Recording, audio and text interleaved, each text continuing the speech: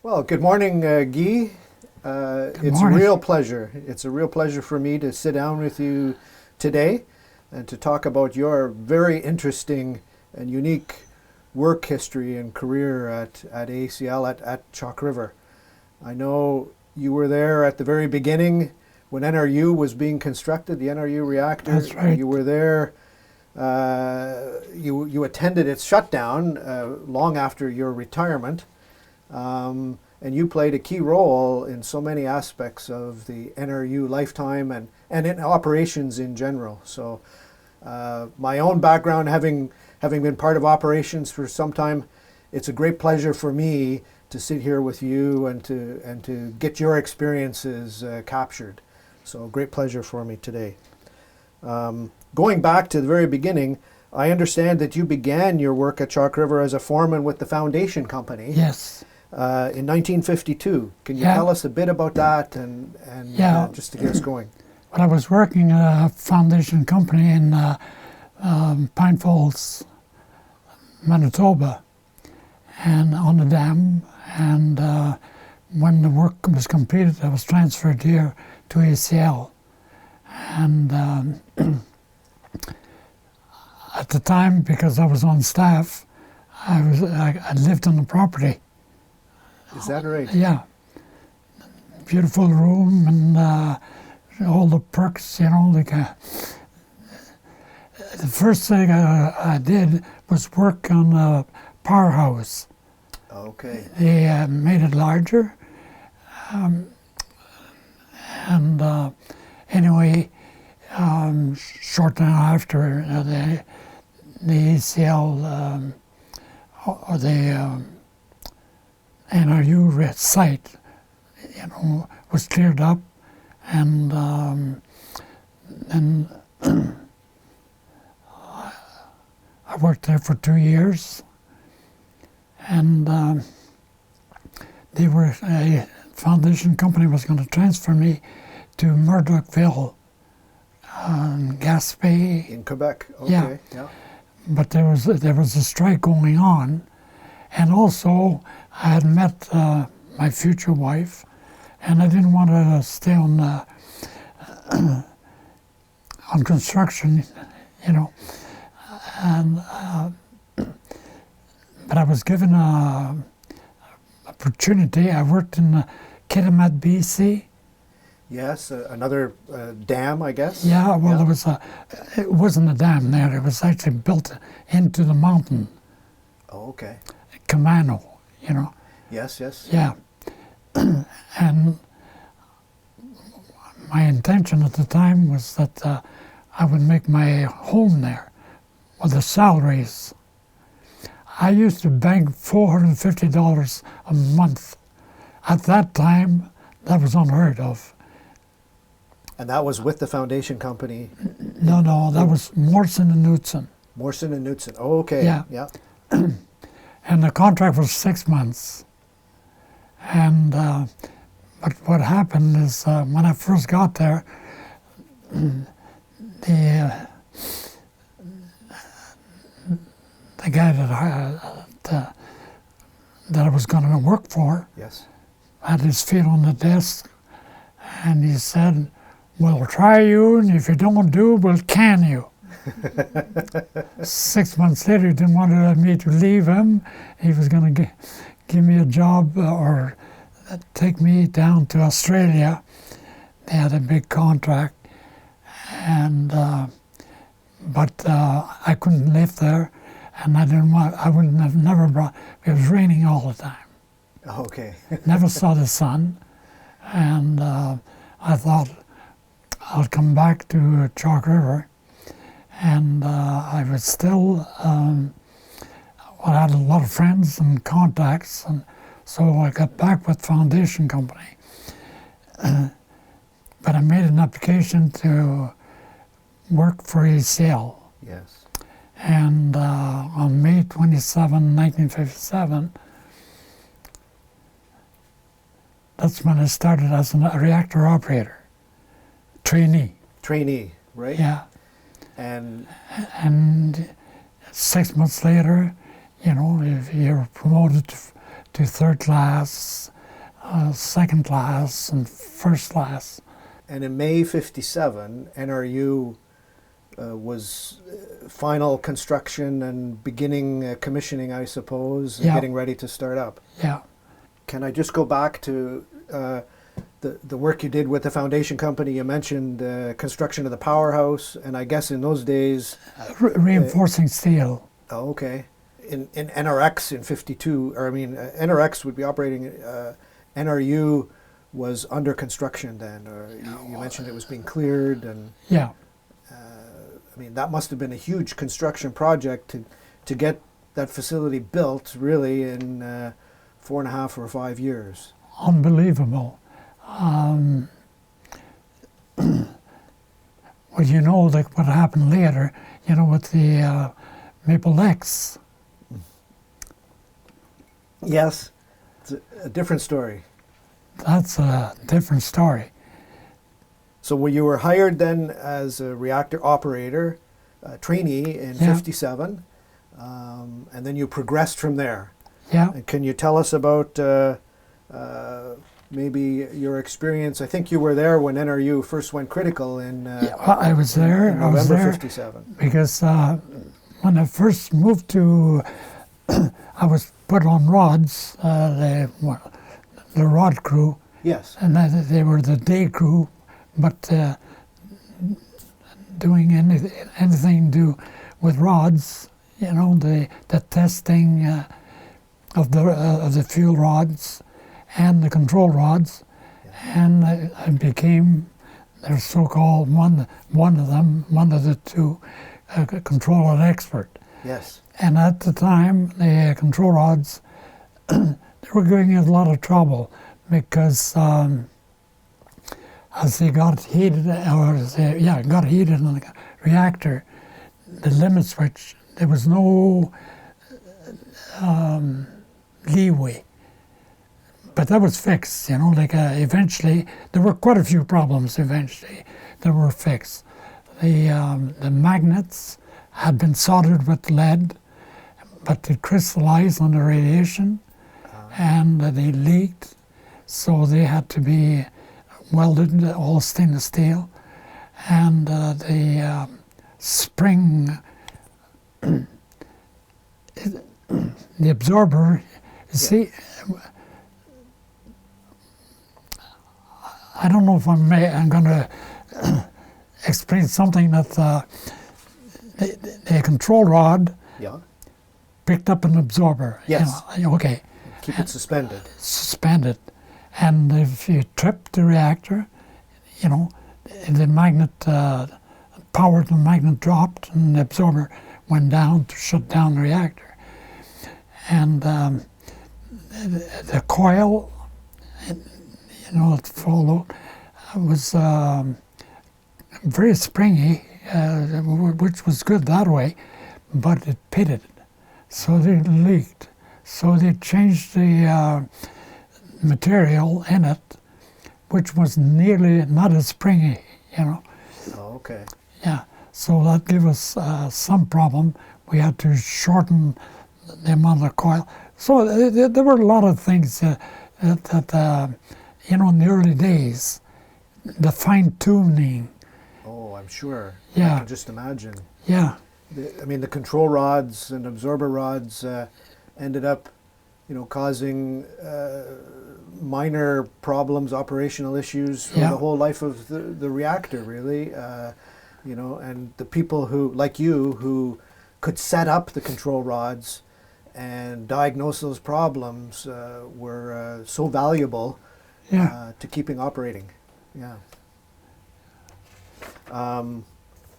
So you were working the night that Yeah. the shift that when NRU went critical for Yeah. its first operating. well, they wanted one of the guys, the control rods, because it was so temperamental Yes.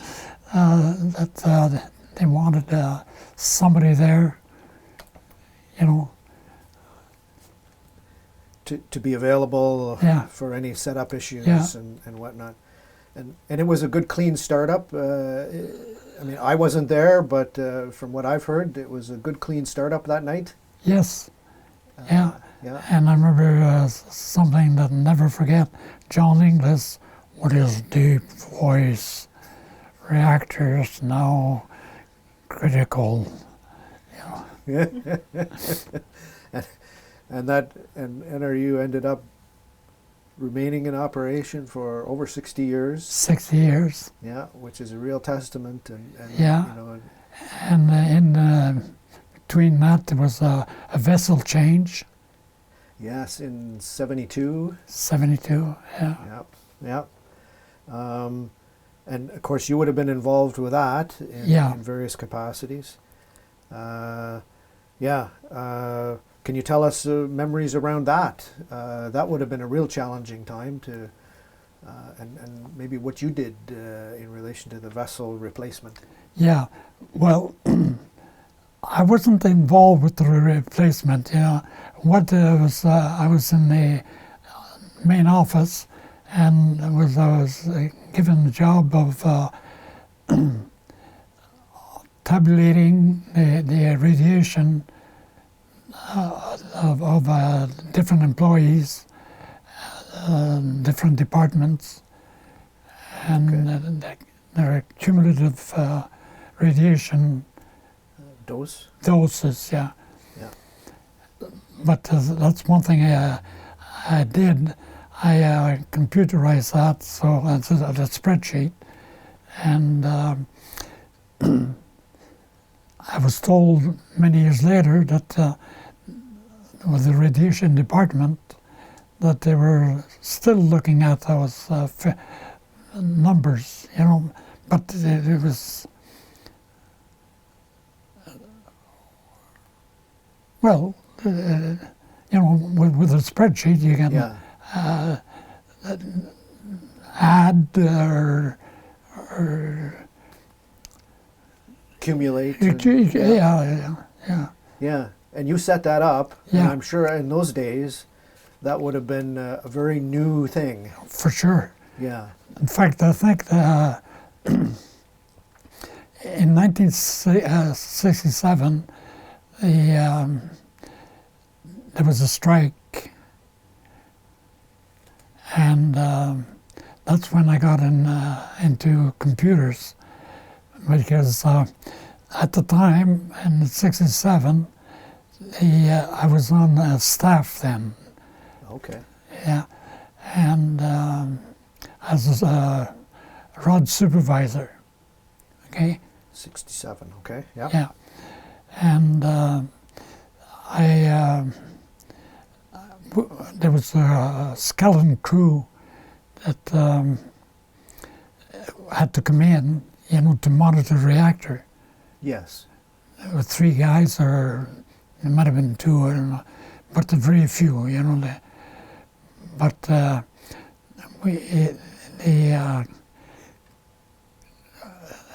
new computer, a PPD-1, I think it was something like that. But it was called Red Cap, and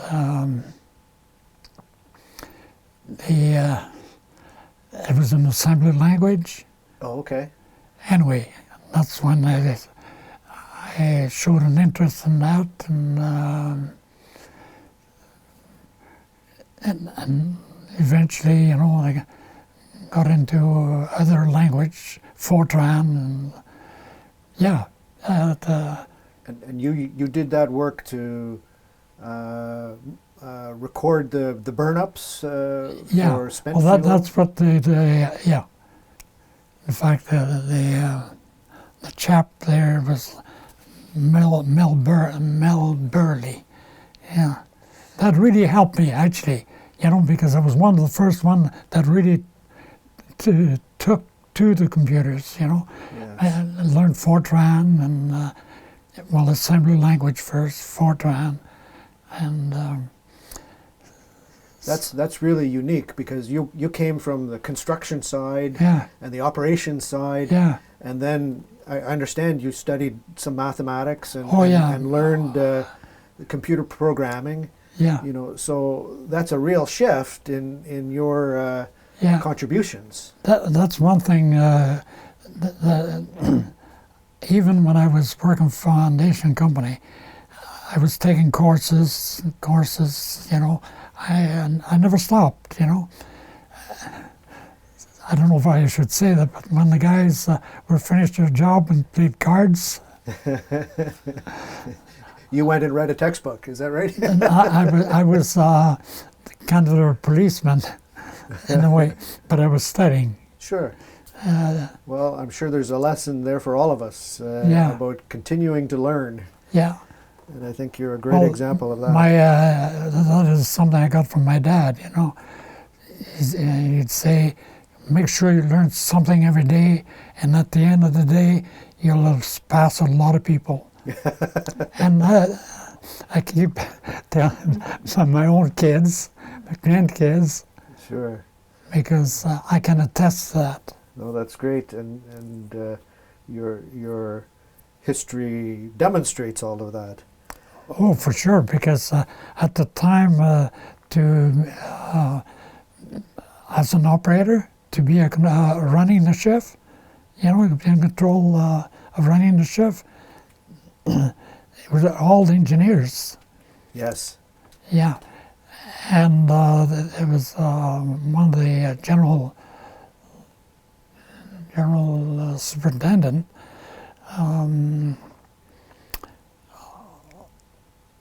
Was saying, he said, well, they wanted me to run the shift because, well, I did, you know, like I was, but they wanted to make it official. And he said, as long as I'm here, he said, there'll be no non-professional, you know, running the shift. But he said, I'm retiring in 2 years. You can do whatever you want after, you know. Isn't that interesting? So Yeah. effectively, you studied up on all the aspects of NRU operations. For sure. Learned it. You gained the confidence of the management of the day, and you actually were an operator, you know, running a shift and operating the reactor. And I didn't screw up all that time. And then 2 years later, you were actually given the formal license Yes, yeah. to do that. Yes. Yeah. No, that's interesting, and that's quite a story. Can you tell us what it was like, you know, to be part of the operations team in those days? I worked with gentlemen. The team that was in NRU at the time, it couldn't have been better. You know, our bosses, you know, if you did the work, if you, I was in awe, you know, because at the teamwork, it had to be teamwork. Had to be teamwork, I'm sure. Yep. There was an upset in the rod bays in 1954 Oh, that's... that happened. Can you tell us a bit about that, just for interest? Yeah. I was, I was walking in the rod bays when nobody wore hard hats at the time. And I don't know what I was doing, but anyway, I was just walking, and the millwrights up on the crane and the rod base 30 feet high. And anyway, it dropped a 4 by 4, 8 feet long, and right here. Hit you in the back of the head. Yeah, cervical 6 and 7 were damaged, and I was paralyzed for not too long, but on one arm, but the other one took a little longer, but didn't affect my legs at all. Although at the time, you know, they put me on this little stretcher. Yes. Like with pulleys. Yeah.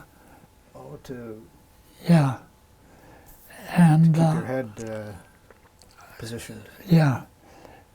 and I was that way for 3 weeks. And it wasn't my neck that gave me pain, but my stomach here. I thought it was going to pull apart, and I was well, it's kind of weaker, I guess. So that was back in 54. 54.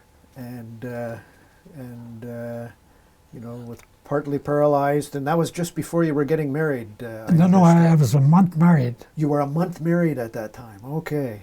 Yeah. Goodness, what an introduction. But you survived it. Survived it, and for maybe a few years, whenever I got tired, I had a burning sensation in my neck, but that went away after a few years and never bothered me. Okay, well that's fortunate. Fortunate, could have been much worse. And, yeah. Can you imagine no hard hats and no hard hats? That's right. They put. I was there when hard hats became the requirement. Yes. And, yeah, it was a change of culture. Yes. Yeah, yeah.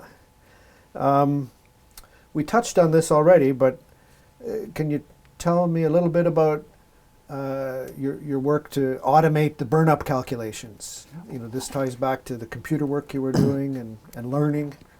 Yeah. What they were doing is that they had graphs, okay? And it took quite a while to do the calculation then. So I got in touch with the physics office and asked for access to their data, because they were listing, you know, every day if they were shut down or you know, they had a complete record. So what I did is I asked, that took me 2 years too, before, because the technologist that was doing that didn't want me to have access to their data. Is that right? But then another one came short after, well, 2 years later, and she said, sure, as long as you don't touch anything, you know, and don't just take the data. So use that, and then the chart, well, it just there was a power curve, you know, negative, and so I just derived an equation with it, and when I was retired, they were still using that.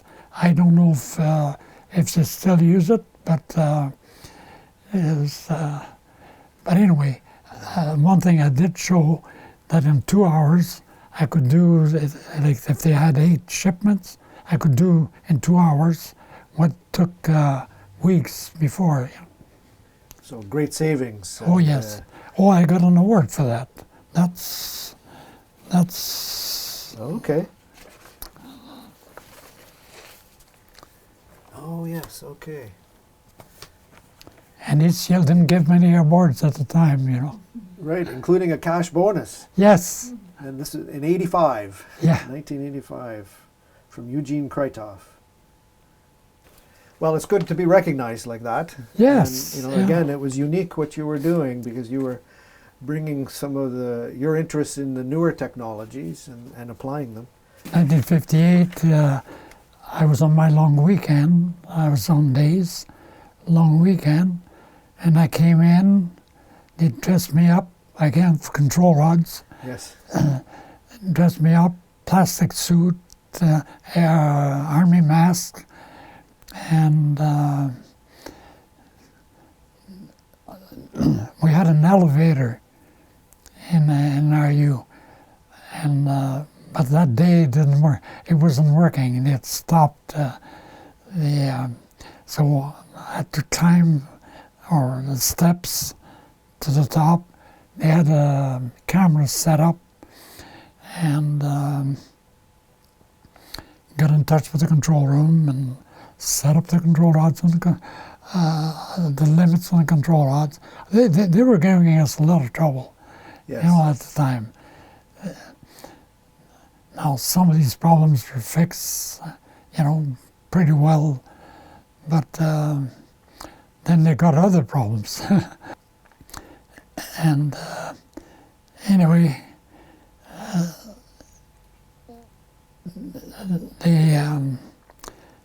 they hadn't, well, the Army had been there during the weekend. But I don't know about the operators. I'm not sure. I can't say. I wasn't there. But anyway, that morning, that was quite a shock to me. You know, like knowing that I had to go up there and set up the control rods, limit switches. It's kind of weird. And that was after the accident. Oh yeah, oh yeah. Yeah, yeah. And that was in 50. 8. Okay. May 24th, 58. Okay. Weekend, you know. So this was in NRX. NRU, 1958. Okay. NRU. And NRX was 1952. 52. Okay. I was on plant property, and in fact I was at work, and when we were told to go off apparently they told us go off the property. Well, my living quarters were on the plant property. Yes. So I went there, and there was a guard that came. He said, "What are you doing here?" He said, "You're not supposed to be here." Well, I said, "That's my home." So that was in 52 when you Yeah. were with Foundation Company. Yeah. And that was the NRX upset. Yes. Okay. And you know what he was saying at the time? A pinhole. We didn't find out what it was. You know, things were so secret at the time. It's hard to believe. So information was kept quiet. And what happened there stayed there. And what was the incident in 58 in NRU then? That was a rod that the fueling supervisor decided to move the reactor. I guess that was a mistake he made. You know, I don't know what could have done, but we had natural uranium at the time, and the sheeting used to burst, you know, Okay. and break up. And so that's why, you know, when he moved with the fueling machine? the fueling machine, with the dry flask, Oh, okay. a lot of particles. So it overheated because the rod was already failed, or it failed during the refueling. Yeah. Yeah, yeah, okay. And then you had to come in all dressed up and set up the control rods, which would be right there on top of the reactor, Yeah. in close proximity to where the stuck fuel. Yeah. Yeah, okay. Yeah. So that would have been an experience. Yeah. Yeah, yeah. And did they cycle a number of people through that kind of activity, or did they just, you know, after you'd set it up, then they just... Well, they brought in what they call a safety bank. Well, there were two safety bank, 8 rods 4 rods in each safety banks, and that if you were going to do work on the reactor, you always wanted the safety banks there. To be poised. Yeah, to shut down, if it became supercritical any one time. Right. Okay. The most interesting part of the reactor is when the work was done with when the safety banks were down. That was more dangerous, because this is another thing too. I came on the shift one time, and whoever, I know who it was, but anyway, had done work and had removed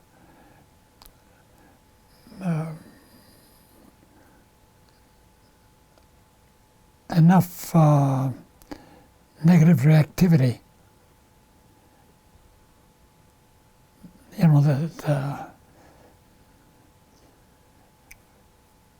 Without the safety bank, you had no Right. protection. That's right. Yeah. So obviously not something that should have been done, and I know in later years it was always forbidden. But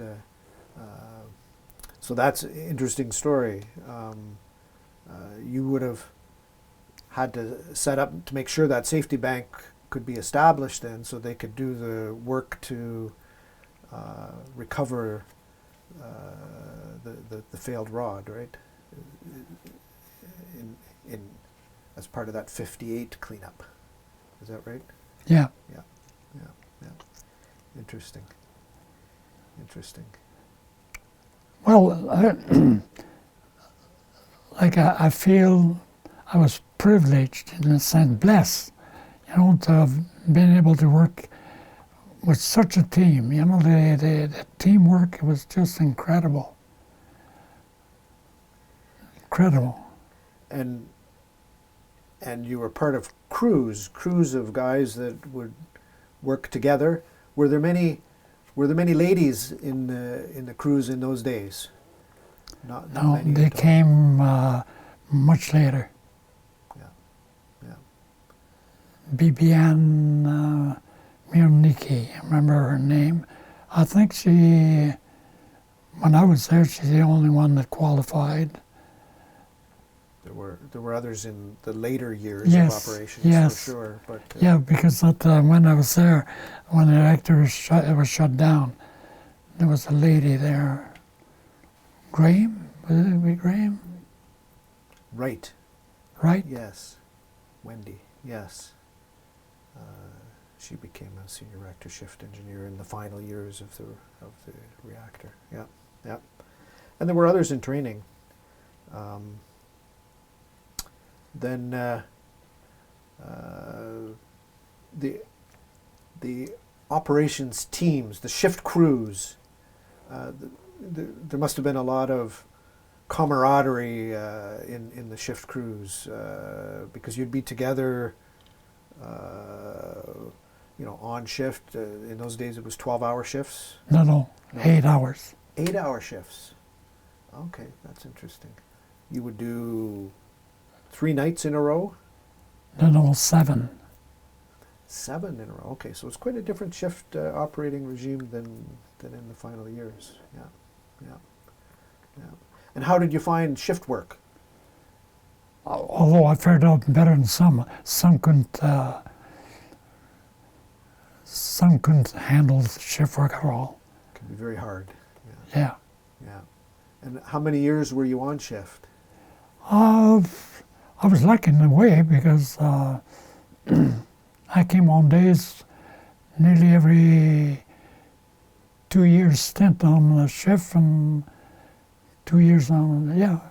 Okay, so you had a mixture over Yeah, your career. and once I became, when I was 50, seems to me I had quite a bit of daytime work and before I retired. Okay. Yeah. See, the retirement was an incentive that retired 276 people. Oh, right. That was in 85. mid-80s? 85. Yeah. 85. There was the downsizing. Yeah. And I was talking to one of the bosses there, and he was saying 10 years later we still haven't recovered. Because of the knowledge that was lost in the yeah. downsizing. Yeah. They had to cut down a lot of programs, the loops, and no, I've worked with gentlemen, and I still friends with the living ones. Al Harriet, Yes. Yes. John Inglis was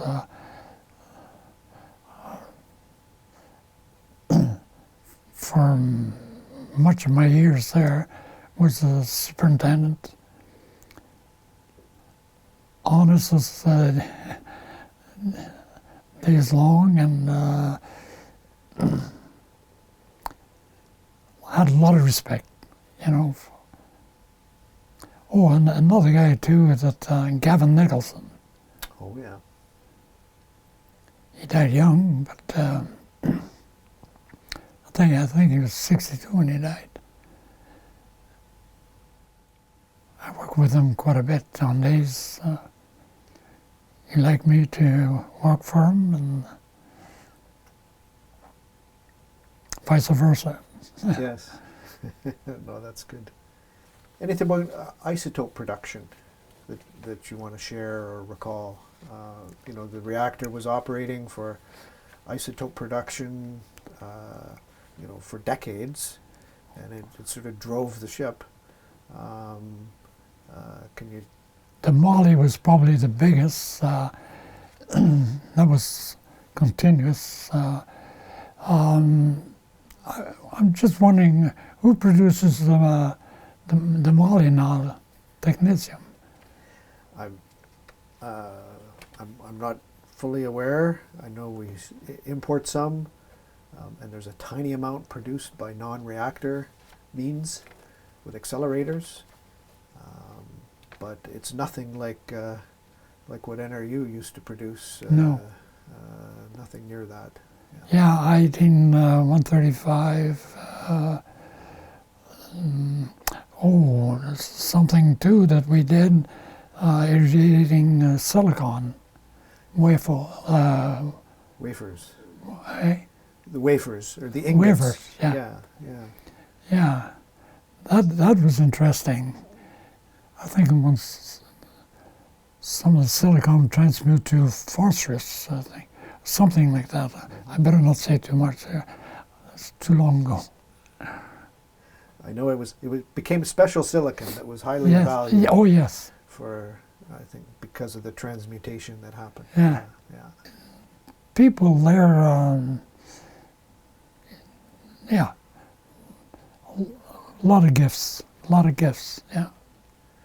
Well, people had to make things for the first time. Yes. To do challenging things.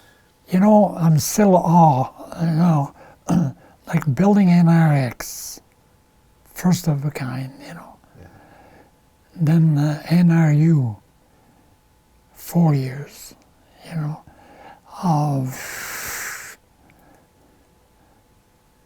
You couldn't build one now. That's right. Yeah, it's a different world. Yeah, C.D. Howe were the architects. Mm-hmm. Yeah, the C.D. Howe Institute. Yeah. I don't know if that's still going. I think the organization is. Yeah. Yeah. You were also involved in the cleanup of the J-rod annulus after the corroded bismuth rods were discovered. Oh, yes. And that is something that I didn't find out till later. You know, we had radiation monitors working there, but how dangerous that stuff, you know, polonium-210. Right. The Russians used that, you know, to kill their For assassinations. assassination because it's a strictly alpha emitter, So hard to detect. hard to detect. Yeah. And what kind of challenges were faced with that work? I mean, obviously it was some of the special radiation, but you must have had to develop tools or devices for looking down the holes and whatnot. Oh yes, well, yeah, that because they were corroded, the sheeting, you know, aluminum sheeting Yes. had corroded badly. Yeah, and I had to pick up parts of it. Oh, okay, so you had to get retrieval tools Yeah. or something to grapple the Yeah. components out. Yeah. Yeah, that must have been quite a job, and that was in the 70s. Yes. Okay.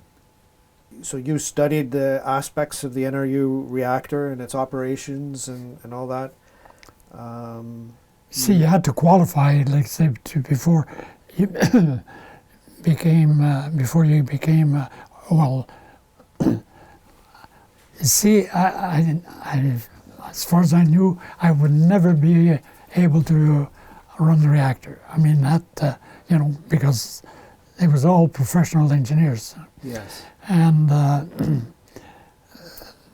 but I asked my bosses, you know, I just want to go to the different department or the different not department, but aspect, you know, the fueling. Different supervisory positions, I yeah, guess, yeah, in those days. yeah.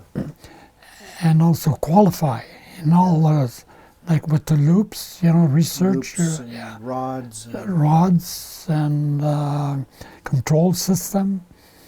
And so, in fact, the guy, John Logie, was head of the control systems, you know. Yes. So, anyway, passed through the physics with Mike Hatfield, and So you would have to get qualified at each oh one yeah, of those oh yeah, steps, yeah, interviewed and yeah, yeah. and I did that just to show that I could do it. Yes. You know, Well, they had confidence, you know, in your abilities to do that, I'm sure, and then that led eventually you became qualified as the senior reactor shift engineer, responsible for the operating crew, the whole crew, all the supervisors, and running the reactor. I had the PhD working for me. And you were the first non-engineer to get that qualification. Yeah, I think Don Burton did after you Yeah. did. But in the whole operating history of the reactor, and there were, I forget the numbers, I'll say I'm guessing around 40 different senior reactor shift engineers over the years, but it was just the two of you, and you were the first. and not all the professional engineers made it. I'm aware of that too. Yeah, that's right. So it was a tough uphill battle. And what kind of a training program existed then, or was it more self-learning? On the job.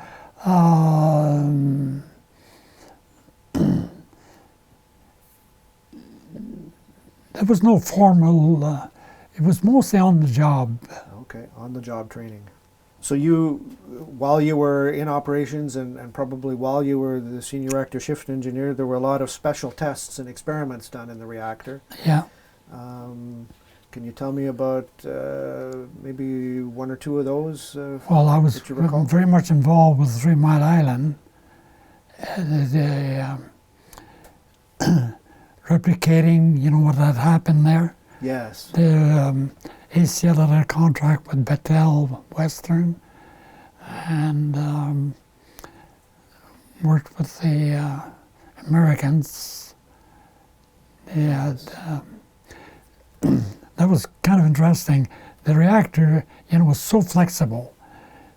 We were able to change all the settings to just low power. Yeah. You know. And I know, I mean, the Battelle tests by Pacific Northwest Labs, there were a whole series of them over Oh the yes, years. yes. I was very much involved there. Yeah. And your involvement was really operating the reactor to meet the Yeah. conditions Yeah, so those experiments could take Yeah. place. yeah, And I know in some of the final experiments, they took fuel from, I think it was the H.B. Robinson reactor, and melted it in NRU, purposely melted it. Yes, right? yes, and yes, it yeah. contained, yeah. the FLHT tests, if I recall. Yeah. Another test to another onset nuclear boiling contract that ACL had with Hydro. Okay. So taking fuel to a dry out condition, or Well, just earlier than dry out. Yeah. yeah, just where it simmers. The onset of Yeah. of nuclear boiling. Yeah. Yeah. And they could raise the power by quite a bit, by 15%, I think. Okay, because it changed the reactivity. Yeah. Interesting. So those must have been challenging, you know, as the reactor operator, making sure that the plant stays in control. And I remember it because one night on my shift, they had a, I'm forgetting the name now, but plate that blew. Was it like a plate fuel or? Well, it would be the first one to go. Oh, okay. So a leading failure. Yeah. Okay. And it happened on my shift one night, and with a bang there, it shook the building. Goodness. And that was inside the loop, or No. it was part of No, the it heat was- exchange. Yeah. Okay. I'm sure there were lots of experiences. And then near the end of your career, you were involved in the effort to clean up from the FN rod, natural uranium rod, that, Yes. Yeah. failed Yeah. in the reactor. Yeah. It blew and scattered all over the place, the pellets. And we had to wait about 3 weeks till the radiation, you know, the heat output would be low enough so that we could pick them up and dry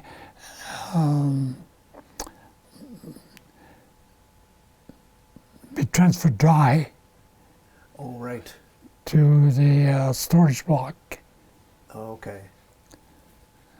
And was the moderator drained Oh briefly yes, for that? no, it was completely drained. And rods drained, or rods removed. So the rods Yeah. were removed, it was briefly Yeah. drained, and Yeah. you picked up the pieces. Yes. We didn't get them all, and we knew that because, well, we found out afterwards some were lodged at the entrance of the heat exchangers, but we got most of them. Well, I know in 2009 when the NRU vessel leaked and we had to drain it and repair the calandria. We found some pieces of that FN rod behind the baffle plates at the bottom of the reactor. So, and like you said, you knew at the time you didn't get everything, so we did find a few pieces a few decades later. Yeah. So you were involved with the welding? Yes. Yeah. Yes. That's. That to me that was so. After working with the equipment we had, I couldn't believe what you guys did. Well, I would say, from my perspective, being involved with the repair work late in NRU life, it was impressive to me what the early pioneers did with the kind of tools that you had, that had to be all developed quickly in the shop and made work. And I know we used a lot of that knowledge and technology to help repair the vessel in later days. So it's mutual. Yeah. Yeah, absolutely. Yeah. After you retired in '85, after 34 years at the plant, you came back and worked in training for a period of time to help pass your knowledge on to, I guess, some of the folks that were in training to become senior reactor shift engineers or rod supervisors? Reactor operators in general, yeah. Okay. Yeah. Yeah. And did you enjoy that? Not really, because of the way that we're supposed to write manuals, and well, the way I had learned, my best way was a group of us interested in learning on our own, and took drawings and did anything, that. It was more on the job. Yes. Training based. Yes. And that's the way you came up through the system. Yeah. And in later days, training became more formal with manuals and procedures and everything written down and people being tested on the writing. Yeah. Okay, so that was different. But that's interesting, very interesting. So I know that you attended the 60th celebration of NRU's operation, where we had a nice little dinner with many of the senior reactor shift engineers. The only guy alive that was there when the reactor started, Yes, and that's why your career is so unique, because you span so many aspects of the plant, and then and the types of contributions you made from supervisory construction and supervision and training and calculation, and then in charge of operations. So you've been retired for more than 35 years. And 37. 37 years now, and you still live in the community. You've had a great retirement. Do you want to pass along any learnings to folks who are heading into retirement or who are already retired, so that they can learn from your experience as a retiree?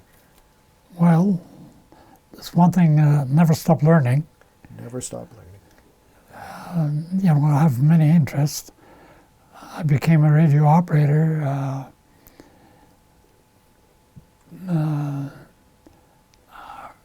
No, I think I was still working at ACL when I first got my license. Yeah. My advance, I got it in 1980, I think. So there's ham radio. Yeah. Yeah. Do you still do that at all? No. No, no. With the computers now. No, it's all computers, exactly. Eh? The world changes. Yeah. But, Well, what I do, what I did, and till last year, did a lot of programming, you know, in Java, and lately it was Python.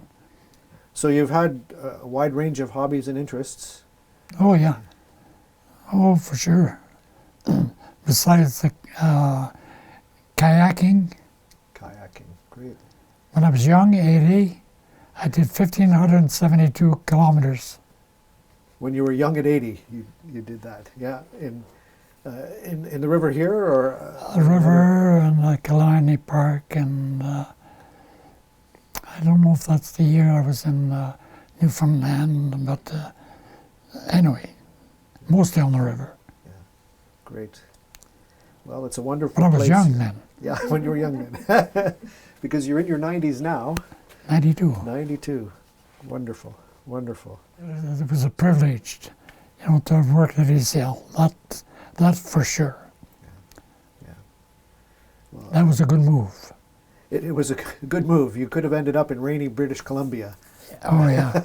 Actually, you know, my life, I made good moves. That is something, maybe luck, I'm not sure, but yeah, I made good moves. Yeah. Choices along the way. Yeah. Yeah.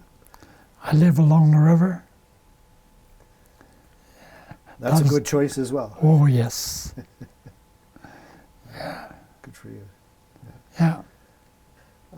I'll just again say what a pleasure it's been, Guy, to hear your memories and to learn more about your story, which is a very unique and wonderful story. So thank you very much. Thanks. Thank you.